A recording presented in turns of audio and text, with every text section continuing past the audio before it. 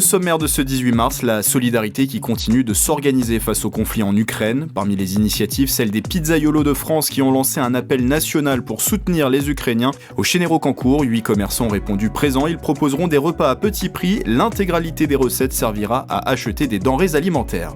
La solidarité pour l'Ukraine justement, mais aussi la suspension du pass vaccinal ou encore un nouveau pôle culturel qui se profile à Montigny-le-Bretonneux. L'actualité de la semaine a une nouvelle fois été riche dans les Yvelines, on vous résume le tout en 78 secondes. Enfin, comme chaque vendredi, notre sélection des idées de sortie pour le week-end et pour les jours à venir dans le département.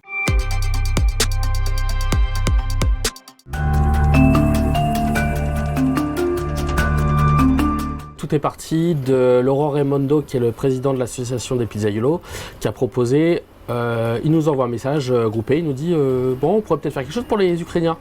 C'est parti de là. Et puis il propose, il dit moi à Menton, sur la place de Menton, je vais faire venir des fours et puis on va faire des margaritas. On va vendre toute une journée comme ça, voire 2 jours, des pizzas. Moi, faire qu'une margarita, j'ai peur que les clients ne viennent pas juste pour une sorte de pizza. Pour ma part, ce sera une formule à 10 €. Déjà, pour le rendu de monnaie, c'est plus facile. Et où il y aura une margarita, une chèvre ou une sicilienne avec la boisson pour 10 €. Il y aura des associations qui vont faire des desserts, vendre de boissons, tout ça. Des cuisiniers qui vont vendre des plats cuisinés, pareil, des desserts, des boissons. Et à la fin de la journée, voilà, on fait les comptes. Il y a tant. Chacun fera un chèque directement à l'association des Pizzaiolos. Et forcément avec un reçu, tout ça, pour avoir une traçabilité. Le but, voilà, c'est d'acheter un maximum pour pouvoir les aider.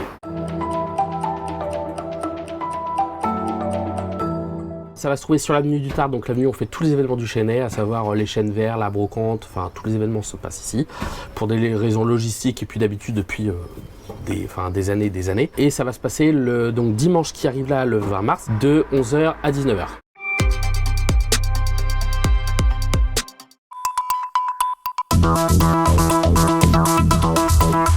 Nouvelle étape dans l'allègement du protocole sanitaire, lundi signait la fin du pass vaccinal et du port du masque pour les entreprises, les commerces et les écoles.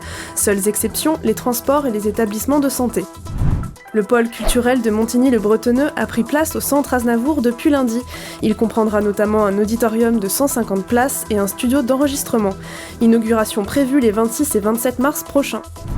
Ivia, en partenariat avec Renault et Plug Power, a inauguré sa première chaîne d'assemblage de batteries à hydrogène à Flins. Ces batteries alimenteront les futurs véhicules Renault. Elles permettront aux véhicules électriques d'avoir plus d'autonomie. Le club de National 2 de l'AS Football Poissy a accueilli 5 joueurs ukrainiens professionnels et leur entraîneur sur leur pelouse, une initiative du président du club, lui-même d'origine ukrainienne. Et la générosité continue, l'équivalent de 40 poids lourds de dons ont été collectés par les communes yvelinoises. Ils ont été rassemblés par le département et partiront pour l'Ukraine. Enfin, la 6e édition de la Job Academy a débuté au château de Versailles. Demandeurs d'emploi et professionnels de l'établissement se sont rencontrés. Ils vont travailler en binôme pendant 3 mois. La mission des parrains, accompagner leurs filleuls vers un emploi pérenne.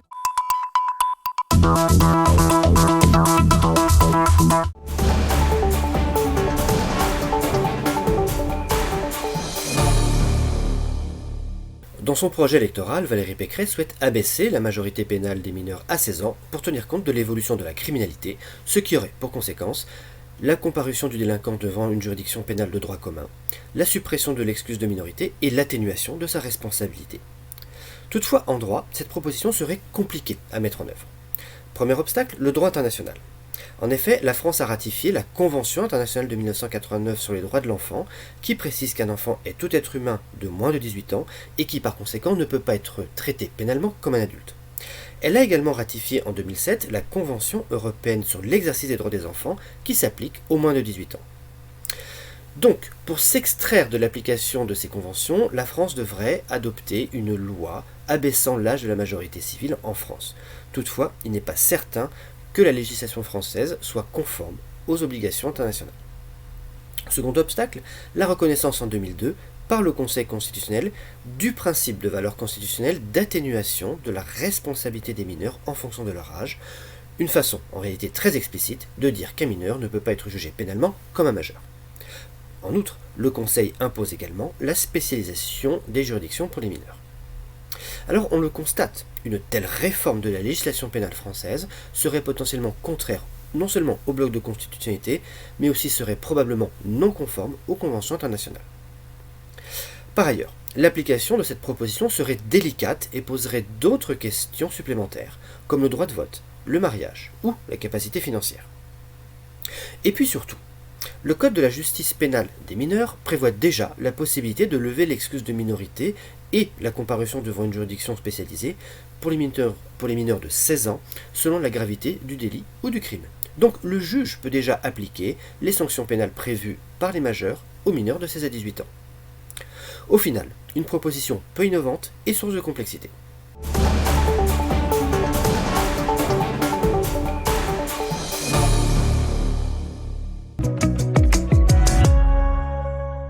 L'invité de ce 7-8 Week-end, Anne Weber, bonjour. Bonjour. Vous êtes conseillère pour les entreprises avec une société qui s'appelle Inmen with Trust, qui est à Paris et à Versailles notamment. Vous avez dirigé la culture pendant longtemps au département des Yvelines. Et on va parler avec vous de procrastination. Vous consacrez d'ailleurs un livre à la procrastination qui s'appelle Powerful Procrastination. Et il va y avoir la journée internationale de la procrastination. C'est le 25 mars. Pourquoi d'abord il y a cette journée internationale? C'est quoi, la journée internationale des feignants? Ah non, justement, justement.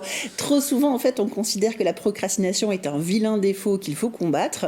Et la journée mondiale a été créée il y a une dizaine d'années par Decainville, qui, comme moi, est persuadé que c'est quelque chose de joyeux et d'intéressant et d'agréable, d'où ce premier petit guide. Parce que, alors, il faut dire ce que c'est. La procrastination, c'est le fait de remettre au lendemain ce qu'on pourrait faire le jour même. Oui, c'est ça. On a repris dans le livre la définition du Larousse, qui dit tendance pathologique à différer. Pathologique. Pathologique. Et on dit, quand on recherche procrastination, on lit l'indécision, on lit l'atermoiement, la paresse. C'est des mots qui reviennent à chaque fois qu'on parle de ça. Et vous dites pas du tout. Oui. L'idée maîtresse en fait du livre, qui est basée sur 20 ans d'expérience d'études des talents naturels humains, c'est que ce talent, qui est un talent parmi beaucoup d'autres en fait, certains de vos auditeurs ne le posséderont peut-être pas, eh bien c'est la capacité à comprendre la complexité et à calculer les meilleurs scénarios possibles. Comment puis-je faire pour et là, il y a 1000 choses derrière. Et ce calcul, en fait, ce super calculateur ne se lance que quand on est sûr d'avoir tous les éléments. Or, tant qu'il n'y a pas de délai, de deadline ou de rendu, eh bien demain on aura peut-être encore d'autres éléments et puis encore d'autres informations. Donc finalement, ce super calculateur ne se lance pas. Et on peut avoir l'impression... C'est pas du tout quelqu'un qui hésite, c'est quelqu'un qui réfléchit au fond. Tout à fait, plutôt. Tout à fait. Et qui va donner le meilleur scénario possible. C'est intéressant, par exemple, de noter que parmi nos clients, on va retrouver des gens qui font merveille dans des PC de crise. Parce qu'il y a des deadlines successifs tout le temps. Des entreprises, oui. On fait le grand écart. Notre premier client, il y a 7 ans maintenant, c'était Dassault Systèmes. On travaille pour Airbus, pour des startups de façon large. Et tout à fait. Et il y a plein de procrastinateurs très puissants dans toutes ces entreprises. Si on revient à l'histoire, il y a des grands artistes qui sont des procrastinateurs. Il y a Léonard de Vinci, il y a Mozart, il y a Victor Hugo. Comment on sait d'ailleurs qu'ils étaient procrastinateurs? Parce que, on a toute une série d'anecdotes. Certains, par exemple, confiaient leurs habits à leurs domestiques pour ne plus pouvoir sortir et être obligés de finir. Il y a une célèbre histoire de pêche aux kirsch. Pour tous les gens curieux, il y a un petit documentaire d'une mini-série d'Arte qui s'appelle Excursion en procrastination, qui reprend toutes ces anecdotes historiques en une dizaine de minutes. C'est quoi la pêche aux kirsch? Racontez-nous quand même. Je vous laisse regarder tranquillement. C'est vraiment bien fait, c'est tout mignon. Oui, c'est une très belle série. Donc voilà, on peut être un grand artiste et être procrastinateur, on peut être important dans une entreprise et être procrastinateur. Est-ce que quand même il n'y a pas une pression sociale qui fait que on dit c'est pas bien, quoi? Tout à fait. Alors, ce qui est de remettre au lendemain, il y a même ce proverbe, ne remets pas au lendemain ce que tu pourrais faire le jour même. C'est une maxime, quoi. Tout à fait. Alors, il y a 2 éléments. Un, il y a quelques autres notions qu'on peut confondre avec de la procrastination. L'addiction aux écrans, la difficulté à se concentrer, ou alors un épisode traumatique très important dans la vie peuvent impacter le passage à l'acte. Ça, c'est clair. On donne des clés dans le livre pour que les gens puissent aller chercher les bonnes ressources. Mais ce qui est important, c'est qu'on est dans une société qui va systématiquement regarder l'individu par rapport à une norme. Et donc, du coup, on est plutôt mis dans des cases. Ce qui est réjouissant, c'est qu'on est tous absolument uniques et que quand on s'intéresse à l'unicité de chaque individu, tout à l'heure vous étiez intéressé quand on a préparé l'émission, on a une chance sur 470 000 milliards de rencontrer quelqu'un qui a le même set de talents utiles au quotidien. Donc on est des êtres uniques. Complètement unique. Il n'y a pas de Patrick Carmouze à l'échelle de la planète. Alors, si vous êtes procrastinateur, précipitez-vous sur ce livre Powerful Procrastination. La journée internationale, c'est le 25 mars. Je ne sais pas pourquoi elle n'est pas reportée au 26, mais enfin, elle pourrait quand même. Elle pourrait, ça serait la moindre des choses. Merci beaucoup, Anne Weber.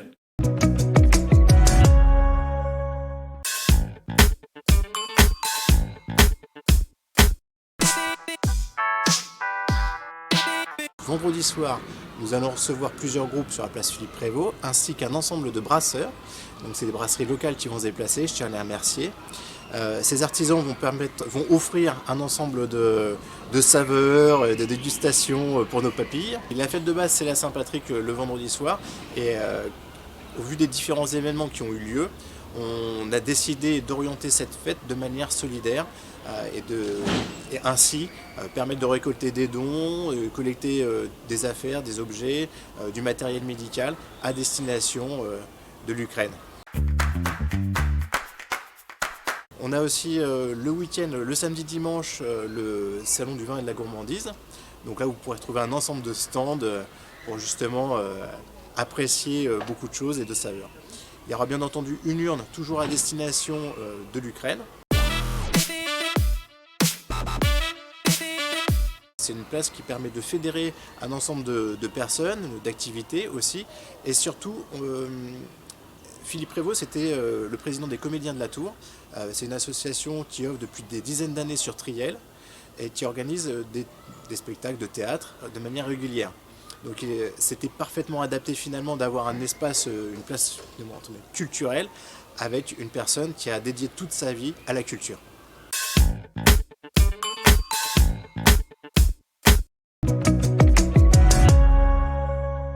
Le manège royal de Saint-Germain-en-Laye habité d'un esprit familial d'un père et son fils. Stéphane Bosco a tenu à investir la galerie d'art pour rendre hommage à son aïeul. C'est l'exposition de l'œuvre, une exposition rétrospective de l'œuvre de mon père, Pierre Bosco, qui était peintre à Saint-Germain-en-Laye, qui a vécu toute sa vie à Saint-Germain-en-Laye, qui est arrivé ici en 1931. En tout, environ 250 œuvres sont exposées, de la peinture au couteau, dont la série la plus reconnue de l'artiste. Voilà une peinture caractéristique de mon père, ce sont les courses de chevaux, qui sont justement cette matière mise en mouvement. On voit bien le mouvement des chevaux durant leur course. C'est pas le sujet qui était le plus important dans son travail, mais bien la manière dont il le traitait. Donc il a fait des séries. Proviseur du lycée Jean Moulin au Chesnay, Stéphane Bosco a monté l'exposition en partenariat avec plusieurs lycées professionnels. Toutes ces parois que vous voyez, la façon dont ça a été pensé, tout le cheminement de l'exposition a été pensé par les élèves et leurs professeurs. On a fait une maquette, on les a assemblées comme on l'a fait au début du montage des meubles et après on a commencé il y a 2 jours à monter les meubles ici. Oui, c'est plutôt cool parce qu'on voit ce qu'on a créé pendant plusieurs années enfin naître. Du coup c'est plutôt cool, satisfaisant. Ouais. L'affiche a été pensée par des élèves du lycée Garamond à Colombes et les visuels par le lycée Jean Perrin à Saint-Cyr-l'École. Déjà là c'est très beau, alors finalisé, je pense que ça va être vraiment pas mal, je trouve. Ça va être bien en fait de voir le résultat, qu'est-ce que ça va donner en voyant du coup comment on a installé les choses, de venir voir l'exposition quand elle sera faite et du coup là normalement on aura tout posé. La rétrospective d'une vie consacrée au travail de mise en mouvement de la matière à visiter dès ce vendredi 18 mars. Il faut redécouvrir cette œuvre, qui est une œuvre très originale, qui a une très grande force.